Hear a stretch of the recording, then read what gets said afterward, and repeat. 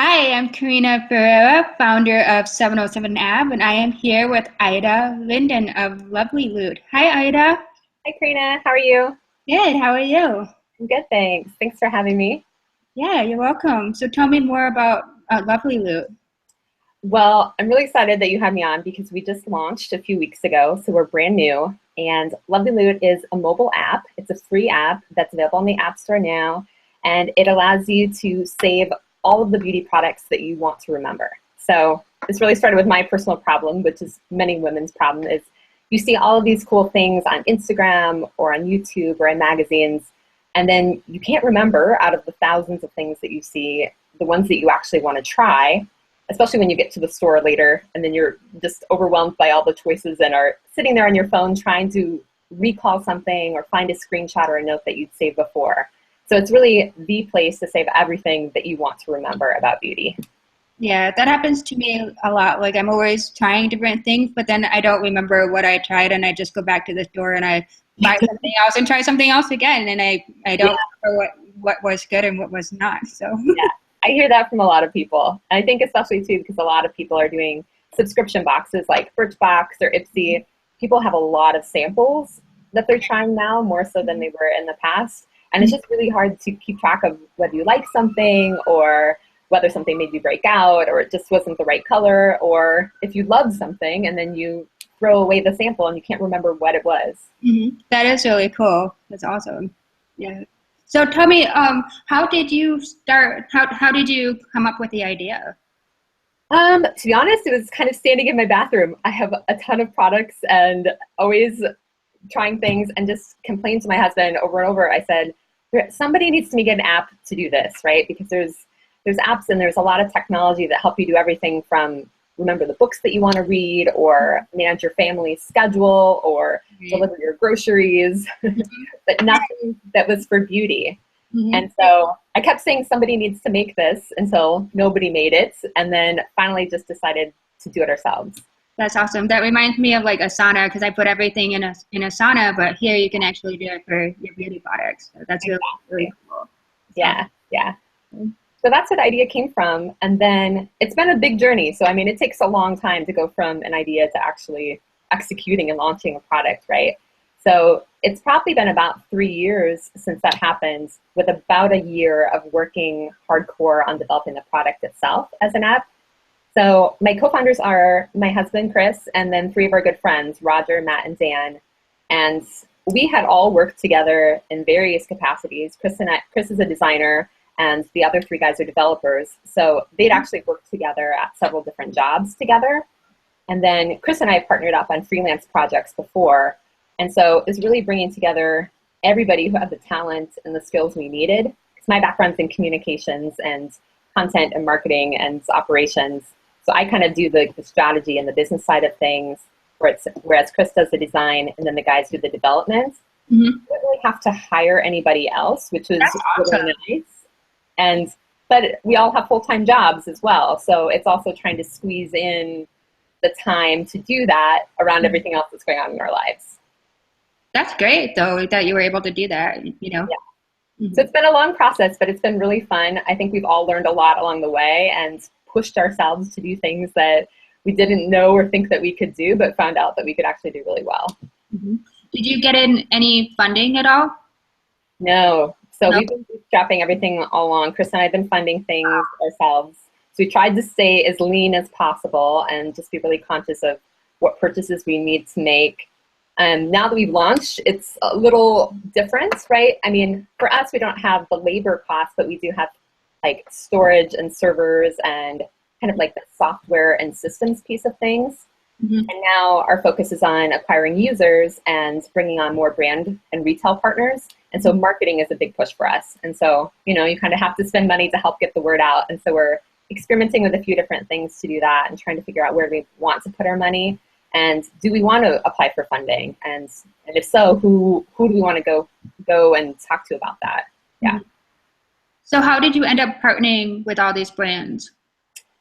That's a good question. So we built a custom database because one of the big things that I wanted to do is make sure that Lovely solved the real problem and really works with everybody all along the way. So like I said, we've been working on this for years. And so along the way, I've talked to regular women about like how they shop, how they keep track of information, and what their pain points were. I talked to a lot of pros, like makeup artists, beauty advisors, stylists, bloggers, vloggers, to figure out, because they're the content creators, right? So it's trying to figure out how do they take the content, how do their readers take in their expertise and actually act upon it. And then talk to a lot of brand and retailers too. And so when we were building a custom database, we wanted to include as many products as possible so that it was really easy for our users to find something. Right. And I'm sure you know this, women shop at lots of different places, right? So you might buy your mascara at Target, but you might buy a salon level shampoo, and then you might buy skincare from Sephora. So it was really important that we had a big range of retailers. And so we actually started with using product data from ShopStyle, which is an affiliate network, as our starting point, which got us a big chunk of retailers that we really wanted to have. So we could kind of choose the retailers that we wanted to include and then automate their data from there. And they have really good beauty data, so we were able to pull in a lot from there. That's awesome. And then we started reaching out to people directly. And then after we launched, we've actually had a lot of brands start reaching out to us, particularly smaller brands, because Lovely Loot helps give them visibility as a brand, because every single product that we have in the app clicks back out to them for purchase. So it helps them, it sends the sales and the traffic back to them. So it's a benefit for brands large and small to be included in Lovely Loot, and it's really easy for them too. And so, yeah, we're at a good spot. I think we have over 130,000 products in our database right now, and so we're adding more every single week. Yeah. That's so cool. Yeah. So tell me more about the customer research part of it. Like what phases did you go through and how did you execute that? Yeah, I did a lot of different things. Part of it was just talking to people. I mean, I would talk to everybody anywhere about it. I would stop people in Sephora. I would talk to people in the salon when I was getting my hair cut. I have sisters that are 10 years younger than me, and so I talk to them and their friends a lot. I would talk to people. I'm on a rowing team with women who are the same age as me and also much older than me. So I would talk to lots of different people from different age ranges. My best friends live all across the country, so talking to them and their friends about it to get a really diverse perspective. And then I would also just watch people shop. Like I would go to Sephora or I'd go to Macy's and watch people shop and talk to the people who worked there as well. So in San Francisco, so I live in the Bay Area in Oakland, and San Francisco, their big shopping area is called Union Square. And so their flagship Macy's store, which I think is like one of the biggest Macy's stores in the world, is right there. And the Estee Lauder counter people actually let me shadow them for a day. So I would kind of just watch them, watch how they interacted with customers, and watch how people came in, like what did they come in and ask for, and what did they do? And I think that's the biggest thing for me, was watching how, no matter who, because it's a very international store, that particular store gets a lot of tourists from Asia and all over the world, but also has a lot of locals who go in and shop there too. So no matter who people were, where they were from, or what age, they would all come in and they'd pull out their phone and they would find something on their phone to show the salesperson. Do you have it? Okay, wow. Yeah, that's really good information. Yeah. So, and a lot of times people would come in with like a list of products that, like if they were traveling, their friends and family had said, please buy these for me because I can't get them at home. Or even local people would come in with a screenshot on their phone. Or it's funny how even like if you wear foundation, you probably wear the same shade and you put it on almost every day. But most people get to the store and they can't remember what shade they wear. Right, yeah. So you have to go through the process of like, well, is it this one or is it this one? Is it too light? Is it too dark? And just being able to have that information in an app that lets you save and say, okay, this is my summer color and this is my winter color and this is the brands that I actually like, would make shopping so much more easy for people. Right. Yeah, that's so awesome. So a lot of times it was like asking those people questions and then doing a lot of research. Because I mean, the research is showing that the same thing, right? That people trust their phones for information when they shop, and they actually will use their phones and trust what they can pull up online over asking a salesperson in the store. Right. Yeah, exactly. It's very true. I can tell you that's very true from having watched people. So it's a big combination of things. And then I also just started reaching out to people that I followed on Instagram or on blogs and asking if they would talk to me. And so I would have phone calls with people and just kind of ask them, okay, you're as a blogger, like, or as a makeup artist, how do you keep track of things? Mm. Most bloggers and makeup artists are they have their personal stash of products that they use themselves, which kind of change over time. And then they also have for makeup artists, they have a professional kit of products that they're taking to events or to clients around photo shoots. And part of it is an inventory for them of trying out new things or replacing things as they run out or upgrading certain things.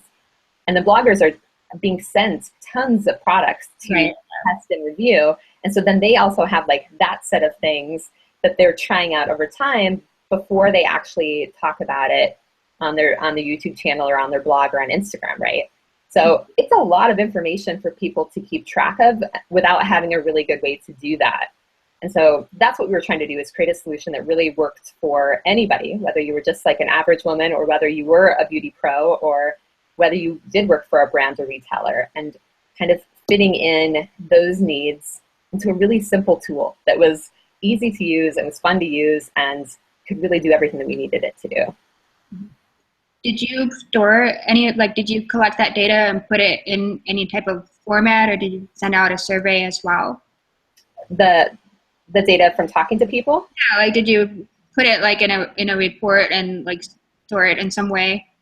Kind of. So, I mean, a lot of that was just internally. I don't think we've really broadly shared it externally, but we did survey people as well. So along the way, as we were testing, we did several versions of the app too. So we started with an alpha version with just friends and family, and then opened it up to a bigger beta group to help us test it before we launched in the App Store. And then we would survey them as well. So we would get written feedback and that was more quantitative. Yeah. Yeah, that's cool. Did you run into any difficulties with the app development at all? Not the development so much. I mean, part of the technology is keeping track of what's going on. Mm-hmm. For us, we wanted to start and do one version and get it right first. So that's why we started with iPhone first. We already have an Android version in the works, so that's coming. That's great. That's awesome. Well, it's kind of split, right? Of half and half. People around the world use iPhone versus Android. So we're working on that, and I know that's important. But it's also important to stay on top of Apple's updates and making sure that you're writing in the right language and thinking about what are the new trends that are happening in terms of design and development. So that, I mean, a lot of this is user experience or user interaction. And that's where our team comes in, because they know that kind of stuff because they're working on that in their regular jobs. So it makes it easy. So the actions of saving a product, clicking a product, how you would find something, searching and saving, we just want to make that as easy and intuitive as possible for people. Mm-hmm. Yeah.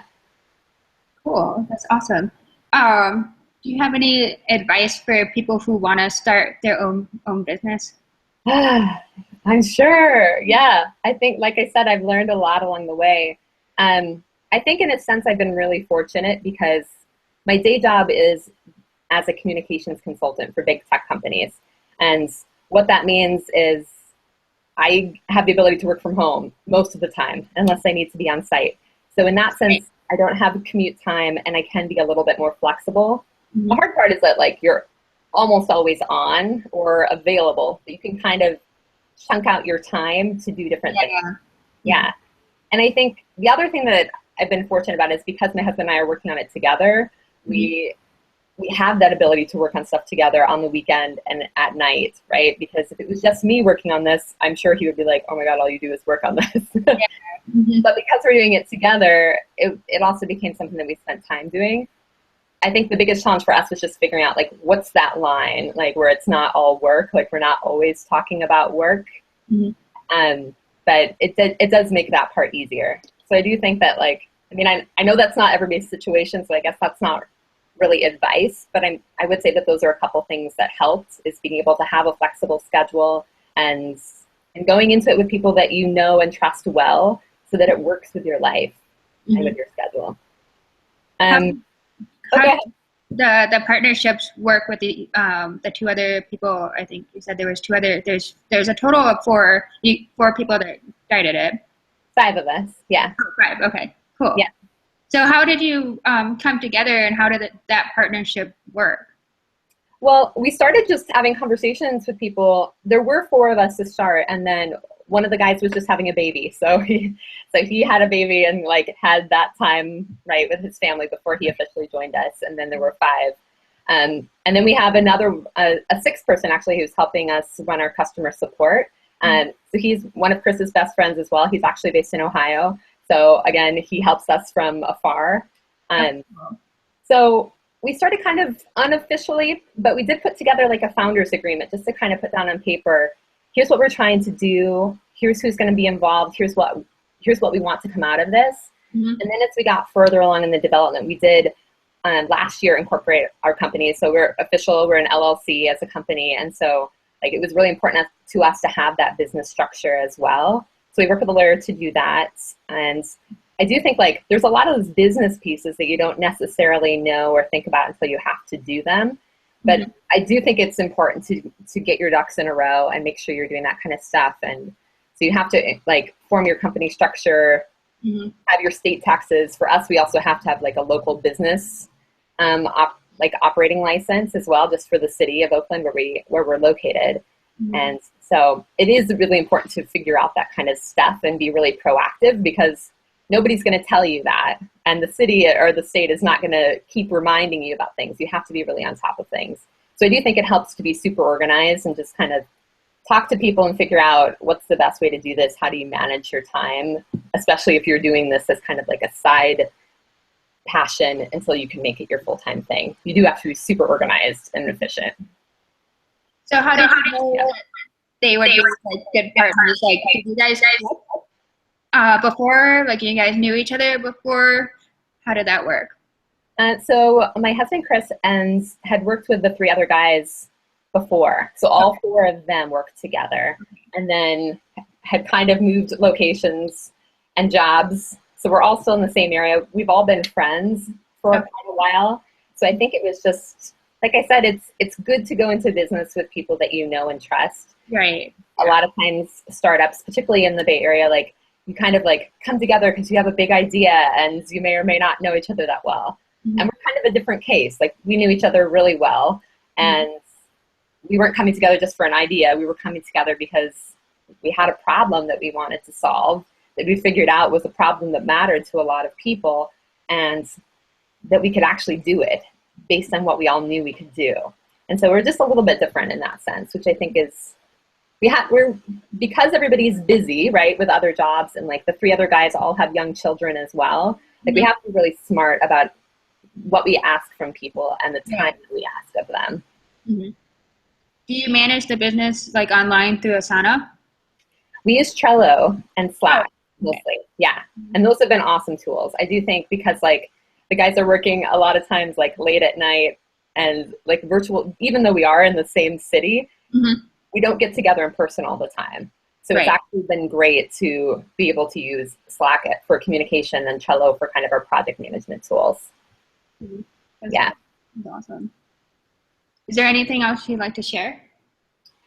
I would just say, I mean, I know a lot of your audience, you said we're like into fashion or aspiring stylists. I think it's important to dream big. I don't think that I think so many of us as women now, particularly in the world with technology and being able to reach an audience online, means that there are tons more opportunities for us than there ever were before. And nobody's going to tell you, you need to do this. Or Yeah, exactly. It's up to you to come up, with your idea or whatever you want to do. Yeah. And I would say just like, you have to be smart and it's going to be a ton of work, but you can do it and you should go for it. And most people will just champion you and help you along the way.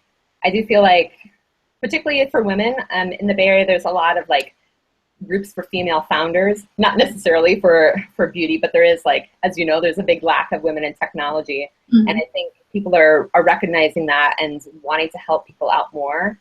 But even within so I think for me, I found kind of great people that I've met either in person at events or online within that startup kind of founder space. And then also people within the beauty industry. I go to a lot of industry events just to connect with people in person. And that's where I've met a lot of brands and retailers and bloggers and other influencers.